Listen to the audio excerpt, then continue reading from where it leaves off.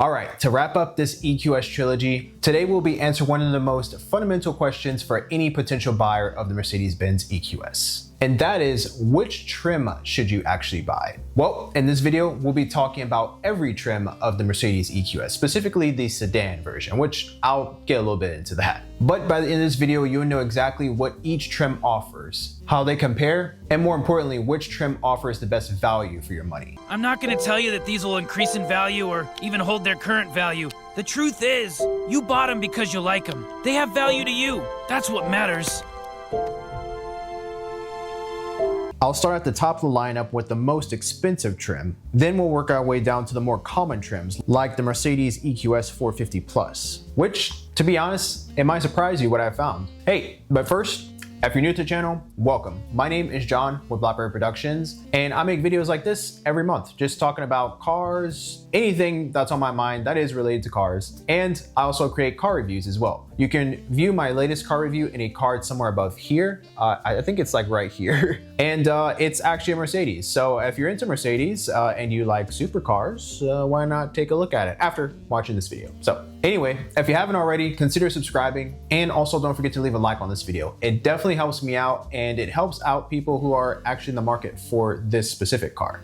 You guys completely destroyed my last video in terms of just like engagement. And honestly, I wasn't gonna make a third video, regardless if that last video did well or not. But I guess you could say the OCD in me took over, and I was like, all right, I have to complete this series with a third installment. So here it is. But first, one quick thing before I actually get into the trims. I have to make a very, very clear distinction because some people might get confused, and I know I got confused just doing research on these cars. So all of the trims that we'll be talking about today share the same exact name as the SUV version of the EQS. I don't know why Mercedes did it like this, because when you search a specific trim of the EQS, like for example in cars.com, even the SUV comes up in the listings when it's like a sedan. So when you're doing your searching, make sure you filter the body type as sedan, so that way you get the actual sedan version of this car. And then likewise, if you're also looking for the SUV version. Again, I'm not too sure why Mercedes decided to name these cars the exact same thing, but they did. So yeah. Anyway, we'll be talking about the sedan version today, not the SUV version. But if you want me to talk about the SUV version, definitely let me know in the comments. I don't know a whole lot about the EQS SUV, but if I had to take a guess, it shares a lot of the same qualities as the sedan version. So I'm sure it might make for an interesting video to talk about. Anyway, the first trim in our lineup is the EQS 580, the top dog of the lineup. It's the quickest of the bunch with a 0 to 60 time of just 4.1 seconds. And it also packs 516 horses thanks to its dual motor all-wheel drive system, or as Mercedes calls it,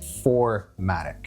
And honestly, I think that's a dumb name. I think they should just say all-wheel drive, but I digress. One standout feature is rear wheel axle steering, which comes as standard for this trim. It allows up to 10 degrees of turn, making this large sedan feel surprisingly small while navigating in and out of tight spaces. You also get the full MBUX Hyperscreen experience in here, and it also comes as standard. On top of that, the EQS 580 is rated for an EPA estimated range of 340 miles. It also comes with premium options like ventilated seats, upgraded sound system, and also more ambient lighting. I also want to say that there's an AMG version of this trim floating around out there. I'm probably crazy, and I probably saw something like that was AI generated or something. I'm totally off the mark here, but I could have sworn I saw like an AMG version of this car floating around, and I'm more than positive the American market does not have that. So you guys can let me know in the comments. Is there an AMG version of this car? I think it'd be pretty sick if there was an AMG version. Next up is the EQS 450. And oddly enough, it's actually quicker than the 450 Plus, which we'll be talking about next. It also makes that Plus naming a little bit misleading, which again, this is like Mercedes naming. I'm not sure what happened with this specific car or this specific lineup of cars. And to be honest, I feel like Mercedes did not do this car justice when it comes to the name, because these names are just like designations. They're not really like, I guess, like memorable, if that makes sense. So I have no idea It's very confusing, but that's part of the reason why I was inspired to make this video, just because it was confusing to me just doing research on this car in the first place. Anyway, the EQS 450 delivers a respectable 0 to 60 time of 5.3 seconds. And it's also worth pointing out that this trim adopts the same all-wheel drive dual motor platform as the EQS 580. However, I will say the MBUX Hyperscreen is optional on this trim. But like the 580 trim, it's rated for an EPA estimated range of 340 miles. I'm sure you also get optional ventilated seats, ambient lighting, stuff like that. So I guess you have the flexibility of mixing and matching with this, but out of the gate without any customizations, I'm pretty sure you're getting a mixed bag of things with this one. And last but not least, we have the fabled EQS 450 Plus. And honestly, there's no way around saying this. It is the entry-level trim of the lineup and also the cheapest. But honestly, it still delivers on a ton of luxury, especially considering these prices. On top of that, I feel like the 450 Plus is relatively unique in its own way, just because it is a rear-wheel drive car with a single motor setup, which makes it lighter and more efficient than its all-wheel drive siblings, which ultimately gives you more range. And also it offers the best range of this lineup, somewhere in the ballpark of 350 to 365 miles of range. And if the 0 to 60 time matters to you, it does the business in 5.9 seconds, and it makes the same horsepower as the EQS 450. And then for that MBUX screen, it is an option in this particular trim, just like the last trim. And I'm pretty sure that's also the same case for just like your ventilated seats, all your little creature comforts and stuff like that. That's all standard Mercedes stuff. And if I remember correctly, they kind of bundle them into packages. So you get like your executive package, your boss man package, or whatever they call it these days. It's all there. So you'll have to just do your own research when you're looking